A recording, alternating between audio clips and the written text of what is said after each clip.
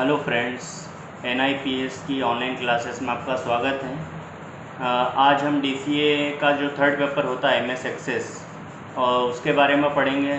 इसमें हम जो पिछली परीक्षाओं में पूछे गए क्वेश्चन से उन्हें सॉल्व करेंगे। तो पहले हम लेते हैं फर्स्ट क्वेश्चन यूनिट फर्स्ट का MS एक्सेस का कि डेटाबेस क्या है, हम रिलेशनल डेटाबेस का उपयोग क्यों करते हैं। तो डेटाबेस क्या है? सूचनाओं का समूह है, कलेक्शन ऑफ इंफॉर्मेशन है, जिसमें हम डेटा को ऑर्गेनाइज कर सकते हैं, उसको एक्सेस कर सकते हैं, मैनेज कर सकते हैं और अपडेट कर सकते हैं। और डेटाबेस के लिए हमें तीन चीज़ें चाहिए होती है डेटाबेस बनाने के लिए। फील्ड्स होते हैं, रिकॉर्ड्स होते हैं और फाइल।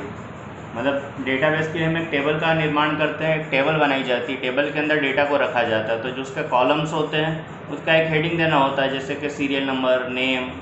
जैसे हम किसी कस्टमर का डेटाबेस बना रहे तो उसका सीरियल ID देंगे कस्टमर को, उसका नेम लिखेंगे कस्टमर का डेट ऑफ बर्थ हम लिख सकते हैं, कस्टमर का सिटी, कस्टमर का डिस्ट्रिक्ट, कस्टमर का स्टेट। ये सब फील्ड नेम कहलाते हैं। अब इसके अंदर हम सूचना डालेंगे, जैसे कस्टमर ID हमने 101 दिया, फिर दूसरे का 102, 103।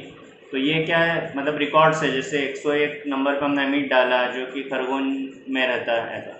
तो ये रिकॉर्ड्स हैं। और पूरी जो टेबल है उसको हम बोल सकते हैं फाइल। तो डेटाबेस में टेबल शब्द का यूज़ नहीं किया जाता है, फाइल शब्द का यूज़ किया जाता है। RDBMS में फाइल को टेबल कहा जाता है। तो डेटाबेस एक सेट ऑफ इंफॉर्मेशन है जिसमें कि डेटा को organise, access, save, update, delete, ये सब कार्य उसमें किया जाता है। अब हम रिलेशनल डेटाबेस का यूज़ क्यों करते हैं? तो रिलेशनल डेटाबेस का यूज़ हम इसलिए करते हैं, इसके कई सारे फ़ायदे हैं। जैसे DBMS ज़्यादा सिक्योर नहीं होता, पर RDBMS ज़्यादा सुरक्षित होता है, सिक्योर होता है। DBMS में फ़ाइल बनाई जाती है जबकि RDBMS में टेबल बनाई जाती है, इसलिए हम रिलेशनल डेटाबेस का यूज़ करते हैं। RDBMS का मतलब होता है रिलेशनल डेटाबेस मैनेजमेंट सिस्टम। ऐसे ही हम RDBMS का यूज़ क्यों करते हैं डेटाबेस बनाने के लिए कि उसमें हम दो टेबलों के बीच में रिलेशन भी सेट कर सकते हैं जो DBMS में नहीं कर सकते। यानी DBMS में रिलेशन नहीं होता जबकि RDBMS में रिलेशन हम सेट कर सकते हैं। उसके बाद DBMS में नॉर्मलाइजेशन नहीं होता है जबकि RDBMS में नॉर्मलाइजेशन होता है। नॉर्मलाइजेशन रिड्यूडेंट डाटा यानी डुप्लीकेशन डेटा को हटाने के लिए यूज़ किया जाता है। ऐसे ही डेटाबेस ज़्यादा सिक्योर नहीं होता, RDBMS सिक्योर होता है। और DBMS का उपयोग छोटे संगठन के लिए किया जाता है, पर जहाँ बड़ी संस्था होती है वहाँ पर RDBMS का यूज़ किया जाता है, इसलिए हम RDBMS का यूज़ करते हैं। तो इस तरह हमारा फर्स्ट क्वेश्चन कंप्लीट हो गया। अब हम देखेंगे सेकंड क्वेश्चन। सेकंड क्वेश्चन हमारा प्राइमरी की किसे कहते हैं। तो प्राइमरी की क्या होता है फ्रेंड्स के, जब भी हम कोई डेटाबेस में कोई टेबल का निर्माण करते हैं, एक टेबल हम बना लेते हैं, तो टेबल में बहुत सारे रिकॉर्ड्स हो सकते हैं। जैसे आपने किसी कस्टमर की टेबल बनाई, उसमें आपने 10 कस्टमर के नाम और पते और उनकी जो भी पर्सनल इन्फॉर्मेशन है, डेट ऑफ बर्थ और ये सब डाला। अब उसमें कोई पर्टिकुलर कस्टमर तक हमको पहुंचना है तो हम कैसे पहुंचेंगे? तो उसके लिए पर्टिकुलर फील्ड को हम प्राइमरी की बना देंगे। जैसे हम कस्टमर ID को प्राइमरी की बना सकते हैं। जैसे कस्टमर ID हमने क्या डाला है कि पहले नंबर के रिकॉर्ड को हमने 101 दिया है, नाम नंबर दिया है, फिर दूसरे नंबर को 102, 103, ऐसे 110 तक हमारे रिकॉर्ड्स हैं। तो 101 पे अमित है जो खरगोन ज़िले में रहता है, ऐसे 102 पे सुमित है जो कि बड़वानी में रहता है। तो अगर हम उसमें 101 लिखेंगे और इंटर प्रेस करेंगे तो हमें 101 का पर्टिकुलर रिकॉर्ड पता चल जाएगा कि अमित है जो खरगोन ज़िले में रहता है, इसकी जन्म दिनांक है। तो यहाँ पर 101, 102, 103 ये क्या हो गया? प्राइमरी की होगी। तो जैसे किसी स्टूडेंट की फाइल में स्टूडेंट का रोल नंबर आप प्राइमरी की बना सकते हो। तो प्राइमरी की का मतलब है कि किसी भी डेटाबेस टेबल में जब किसी फील्ड को एक प्राइमरी की बनाया जाता है तो उसके द्वारा हम उस पर्टिकुलर किसी भी पर्टिकुलर रिकॉर्ड को यूनिकली आइडेंटिफाई कर सकते हैं। तो डेटाबेस में प्राइमरी की डेफिनेशन क्या होती है कि किसी भी डेटाबेस टेबल में किसी भी रिकॉर्ड को यूनिकली आइडेंटिफाई करने के लिए, अद्वितीय रूप से पहचानने के लिए जिस की का उपयोग किया जाता है उसे हम प्राइमरी की कहते हैं। प्राइमरी की दो विशेषताएं होती हैं। पहली विशेषता होती है कि प्राइमरी की can not be duplicate. Primary की डबल नहीं होती है। जैसे किसी स्टूडेंट का रोल नंबर 101 है तो दूसरे स्टूडेंट का 101 रोल नंबर नहीं होगा, उसका 102, 103 होगा। तो किसी भी डेटाबेस में कोई भी दो प्राइमरी की का मान कभी भी समान नहीं होगा, मतलब डुप्लीकेट नहीं होगी। ये पहली विशेषता है। और प्राइमरी की के बारे में दूसरी विशेषता आपको याद रखना है कि प्राइमरी की नल वैल्यू नहीं स्टोर कर सकती, मतलब उसमें आपको वैल्यू डालना ही पड़ेगा। जैसे आप कोई रिकॉर्ड लिख रहे हो और मान लो आपको अमित का मोबाइल नंबर नहीं पता है, तो आप टेबल में उस सेल को एम्प्टी छोड़ सकते हो, ब्लैंक, क्योंकि हमने मोबाइल नंबर को प्राइमरी नहीं बनाया है, पर हमने कस्टमर आईडी को प्राइमरी की बनाया हुआ है, तो हमको उसका आईडी डालना ही पड़ेगा। या तो आप 101 डालिए, 102, 103 कुछ भी डालिए, पर उसका आप उस सेल को ब्लैंक नहीं छोड़ सकते।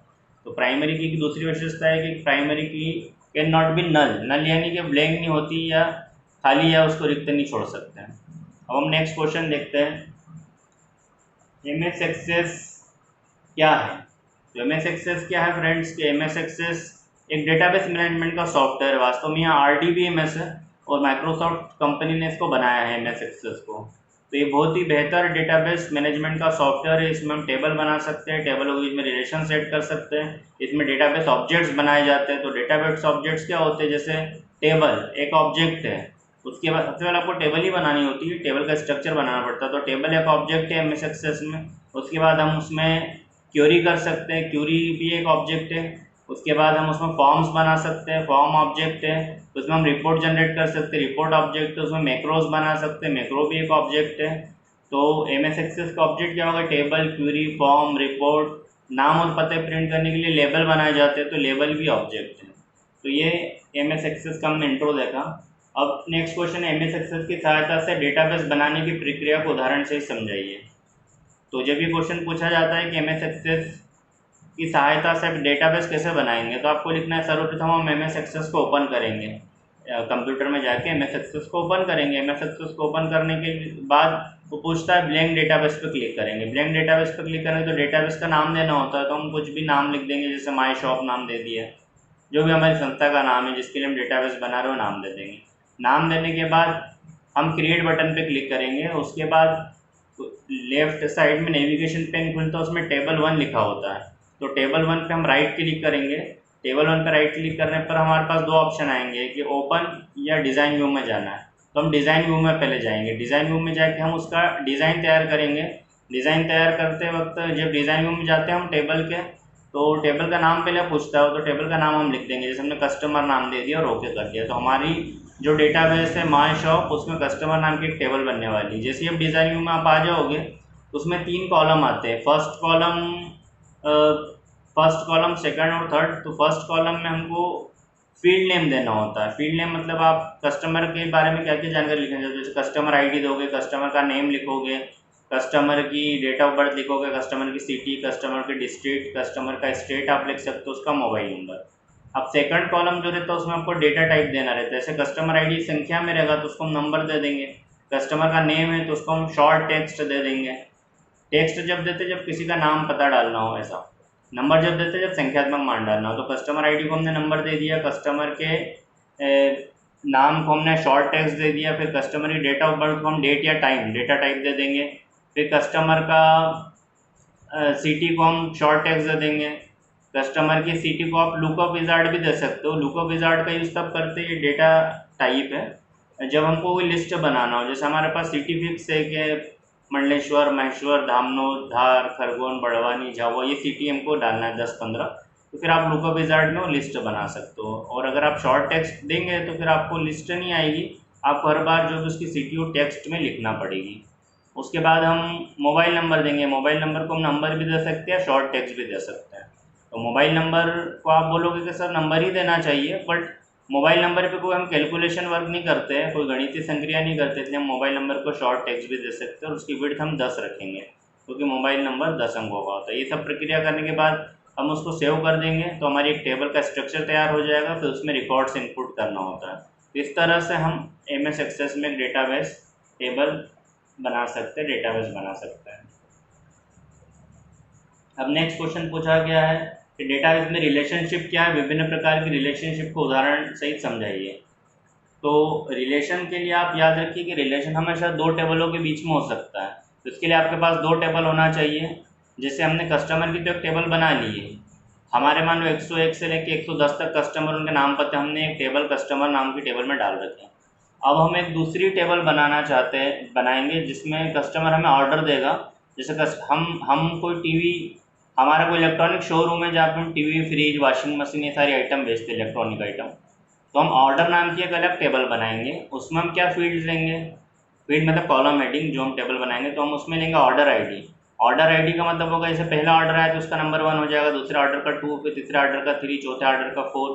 फिर हम उसमें लेंगे कस्टमर नहीं, उसमें हम लेंगे आइटम नेम कि कस्टमर किस चीज़ का हमको ऑर्डर दे रहा है। तो आइटम नेम हम टीवी, फ्रिज, वॉशिंग मशीन ये लिखते जाएंगे, जो जो ऑर्डर आता जाएगा। जैसे मान लो शुरू के 3 ऑर्डर टीवी के, तो पहला ऑर्डर भी टीवी का हो जाएगा, दूसरा भी टीवी का, तीसरा भी टीवी का, तो आइटम नेम हो गया। उसके बाद कितनी क्वांटिटी में उसे चाहिए तो क्वांटिटी फील्ड ले लेंगे। क्वांटिटी में हम अपन डाल देंगे कि उसे कितनी टीवी या फ्रिज या वॉशिंग मशीन का आवश्यकता है, 2, 3, 4, इस क्वांटिटी होगी, संख्या। उसके बाद हम लेंगे डेटा टाइप प्राइस, कि वो पर्टिकुलर वस्तु की कीमत कितनी है। जैसे टीवी 25,000 की तो 25 डाल दो, कोई मॉडल 30,000 का था 30,000 डाल दो, फ्रिज 10,000 का रहा, वॉशिंग मशीन 15,000 की आ रही, तो हम प्राइस डाल देंगे। फिर हम एक और फील्ड लेंगे उसमें अमाउंट से हम अमाउंट का हम डेटा टाइप कैलकुलेटेड लेंगे। कैलकुलेटेड हम तब लेते हैं जब हमें कोई फार्मूला देना हो। जैसे कैलकुलेटेड आप ले लोगे तो आप क्या फार्मूला देंगे उसमें कि क्वांटिटी इनटू प्राइस। जैसे किसी कस्टमर ने 2 टीवी खरीदी और एक टीवी 25,000 की, तो अगर हम उसमें फार्मूला दे देते हैं अमाउंट वाले फील्ड में कैलकुलेटेड, और हम फार्मूला लगा देते हैं कि क्वांटिटी इनटू प्राइस, तो जब आप डेटाबेस में रिकॉर्ड इनपुट करेंगे और क्वांटिटी में 2 लिखा टीवी के और आपने प्राइस में लिखा 25,000, तो अमाउंट में ऑटोमेटिकली 2 गुणित 25,000 मतलब 50,000 आ जाएगा।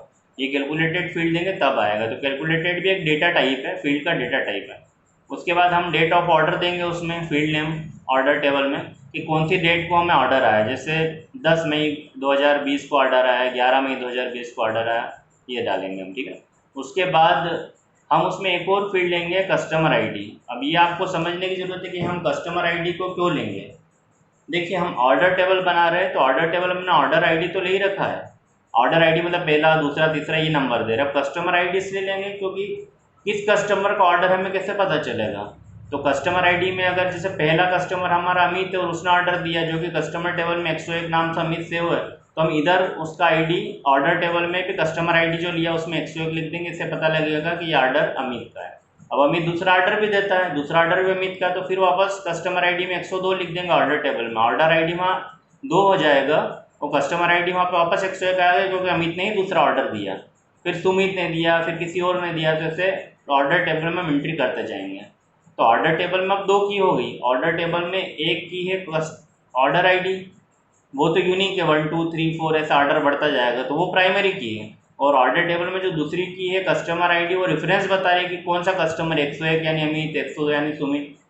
तो वहाँ पे ऑर्डर टेबल में हम जो कस्टमर आईडी उसको फॉरेन की बोलते हैं। देखिए, कस्टमर टेबल में जो कस्टमर आईडी है वहाँ पे वो प्राइमरी की है, ऑर्डर टेबल में ऑर्डर आईडी प्राइमरी की, पर ऑर्डर टेबल में जो दूसरी की है जो हमने रेफरेंस बताने के लिए ली है कि किस कस्टमर का ऑर्डर, तो वहाँ पे कस्टमर आईडी को हम क्या बोल रहे हैं, फॉरेन की।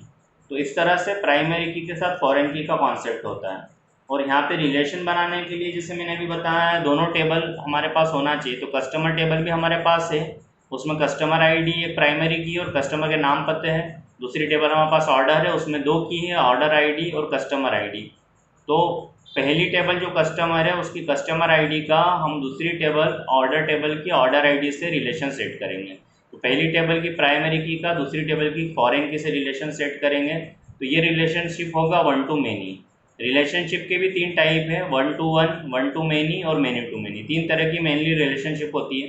तो 1 to 1 रिलेशनशिप में क्या होता है कि जैसे एक कस्टमर ने एक ही ऑर्डर दिया तो ये 1 to 1 रिलेशनशिप है। पर ऐसा तो नहीं है, कस्टमर एक से ज़्यादा भी ऑर्डर दे सकता है। जैसे एक कस्टमर ने पहली बार टीवी मांगी, दूसरी बार भी टीवी मांगी, तीसरी बार फ्रिज मांगा, चौथी बार फिर टीवी मांगी, 5वीं बार फिर वॉशिंग मशीन मांगी, तो बार बार ऑर्डर दे रहा है। तो 1 to many का रिलेशन हो गया ये। एक कस्टमर एक से ज़्यादा ऑर्डर दे सकता है। और मेनी टू मेनी का मतलब क्या है कि कई सारे कस्टमर कई सारे ऑर्डर दे रहे हैं।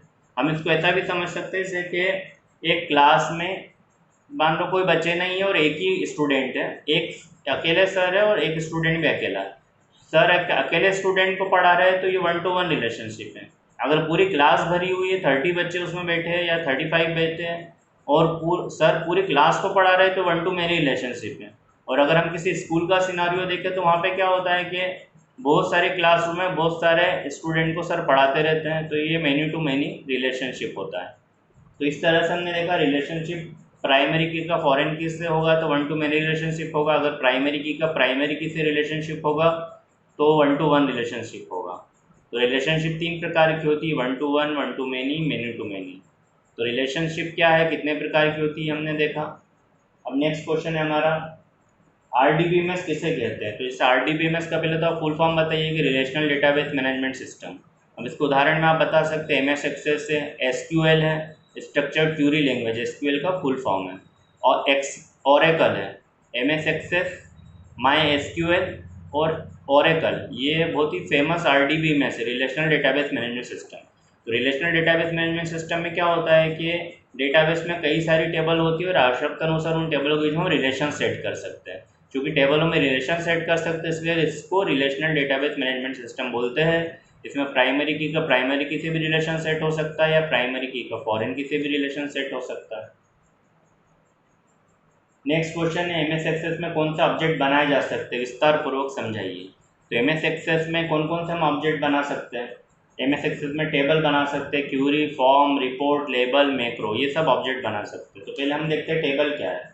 तो टेबल MS एक्सेस का सबसे पहला डेटाबेस ऑब्जेक्ट है। सबसे पहले हमें टेबल बनानी होती है, टेबल को डिज़ाइन करते हैं तो उसमें कॉलम नेम यानी फील्ड नेम देना होता है। जैसे भी हमने देखा कि कस्टमर नाम से अगर हम टेबल बनाएंगे तो उसमें कस्टमर का ID लेंगे, कस्टमर का नेम लेंगे, कस्टमर का सिटी लेंगे, कस्टमर का डिस्ट्रिक्ट लेंगे, कस्टमर का स्टेट लेंगे, कस्टमर का मोबाइल नंबर लेंगे। तो ये एक टेबल बन जाएगी। ओके, अब दूसरा डेटाबेस है क्यूरी। तो क्यूरी एक प्रकार का क्वेश्चन है, जैसे हमारे कई सारे कस्टमर है, मान लो हमारे 100 से ज़्यादा कस्टमर, हमको पर्टिकुलर शहर के कस्टमर देखना है कि मंडलेश्वर के कितने कस्टमर है, तो हम सिटी में क्राइटेरिया दे देंगे कि सिटी इक्वल्स टू मंडलेश्वर।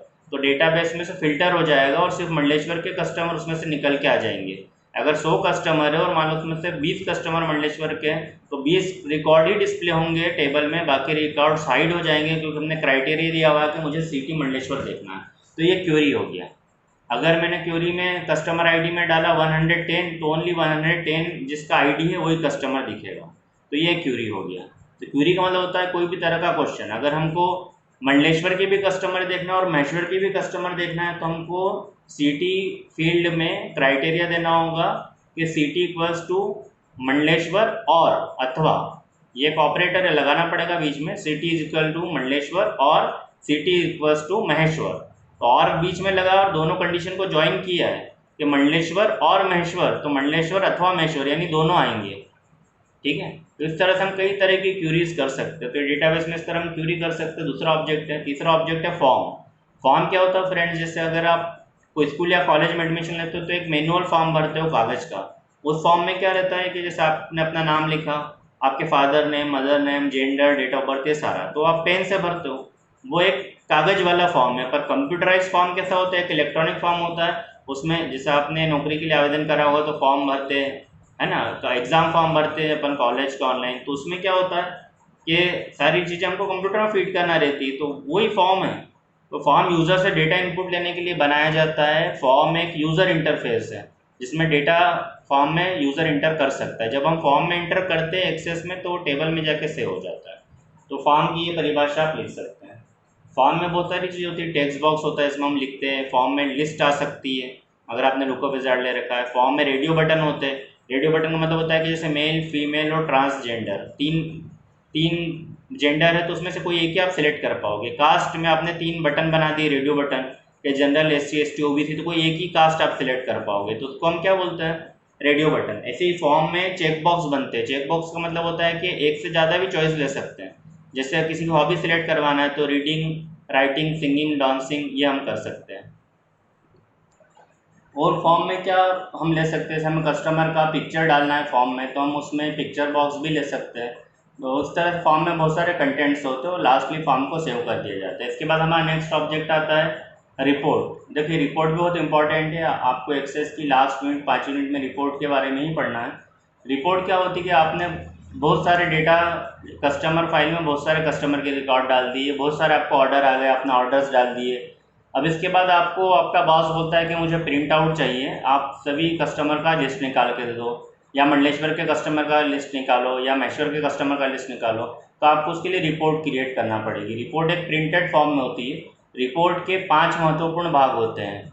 जैसे आप समझ लीजिए कि 4-5 कागज़ है, उस पर आपको रिपोर्ट निकालना है, मतलब 200 समथिंग रिकॉर्ड है। तो जब हम रिपोर्ट बनाएंगे तो रिपोर्ट में पहले भाग में क्या आता है, रिपोर्ट के पहले भाग में आता है रिपोर्ट हेडर।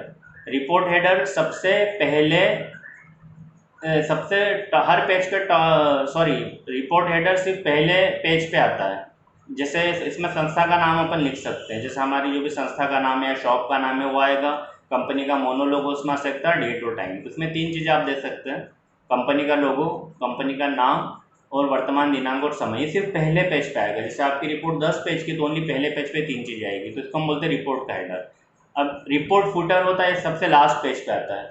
कई बार रिपोर्ट्स के लास्ट में सम करना रहता है कि हमने कुल कितनी क्वांटिटी में माल बेचा तो क्वांटिटी का सम, कुल कितने अमाउंट का माल बेचा तो अमाउंट का सम, या हमारे कुल कितने रिकॉर्ड है तो हमारे 200 रिकॉर्ड है, आखिरी में 200 आ जाए तो लास्ट पेज पे वो आएगा, इसको हम बोल देंगे रिपोर्ट फुटर। ओके, क्लियर हो गया। तो रिपोर्ट हेडर पहले पेज पे आता है, रिपोर्ट फुटर लास्ट पेज पे आता है। अब होता है 2 भाग हो गए, अब 3 भाग हमको और पढ़ना है। रिपोर्ट के 5 भाग होते हैं जैसे मैंने कहा। अब रिपोर्ट का दूसरा भाग है पेज हेडर। पेज हेडर का मतलब जैसे नाम से आप समझिए कि पेज हेडर यानी हर पेज के ऊपर आएगा। तो हर पेज के ऊपर क्या आएगा कि कॉलम हेडिंग। जैसे आपकी रिपोर्ट टेबुलर फॉर्म में है तो आपने कस्टमर आईडी दिया है, पहले पेज पे आया तो पहले पेज पे 101 से लेके मान लो 132 कस्टमर आ गए। फिर दूसरे पेज पे फिर ऊपर लिखा हुआ आएगा कस्टमर आईडी, कस्टमर का नाम, फिर चालू वो रिकॉर्ड 133 100 ऐसे 160 62 तक आ गए, फिर नाम आ गए।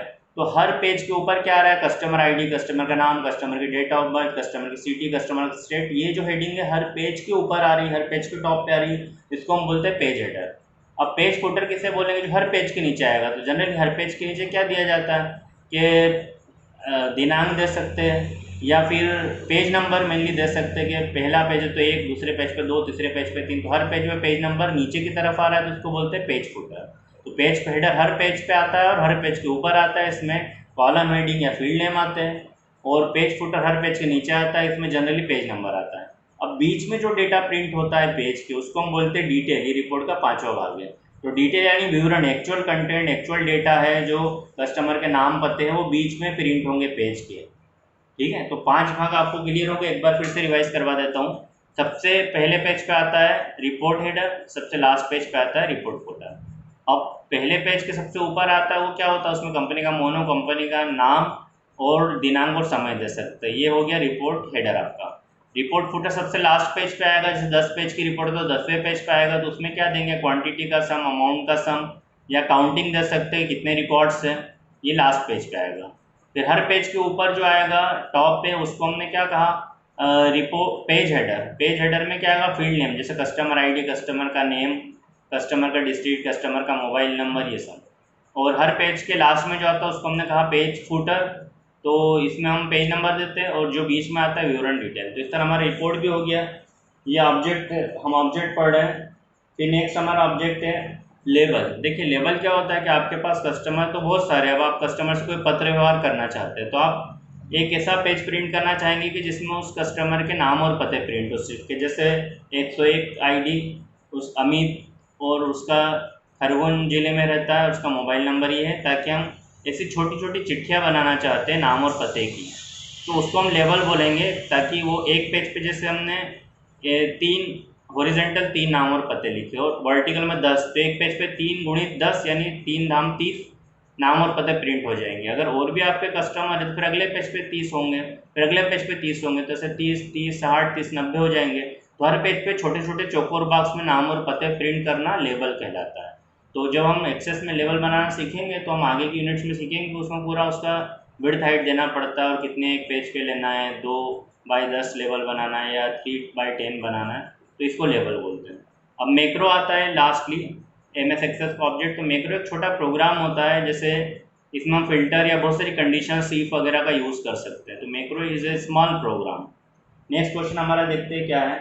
नेक्स्ट क्वेश्चन फर्स्ट यूनिट में फॉरेन की किसे कहते हैं, तो हम इसको पहले डिस्कस कर चुके हैं कि जब फॉरेन की परिभाषा ही अभी हम बता देता हूँ कि जब एक टेबल में किसी की का उपयोग दूसरी टेबल का रेफरेंस बताने के लिए करते हैं तो उसे फॉरेन की कहते हैं। जैसे हमने 2 टेबल का उदाहरण लिया, कस्टमर टेबल में कस्टमर आईडी प्राइमरी की है और दूसरी टेबल है ऑर्डर।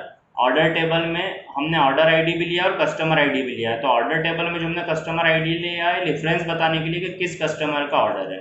तो ऑर्डर टेबल में जब 2 आईडी है, कस्टमर आईडी और ऑर्डर आईडी और कस्टमर आईडी, तो ऑर्डर टेबल में हम कस्टमर आईडी को बोलेंगे फॉरेन की। ओके, तो फॉरेन की के बारे में आपको क्लियर हो गया। तो इस तरह से हमारी पहली यूनिट के सारे इंपॉर्टेंट क्वेश्चन हो चुके हैं, आप इनको अच्छे से कर लीजिए। इसके लिए PDF भी आपको दी जा चुकी है। धन्यवाद।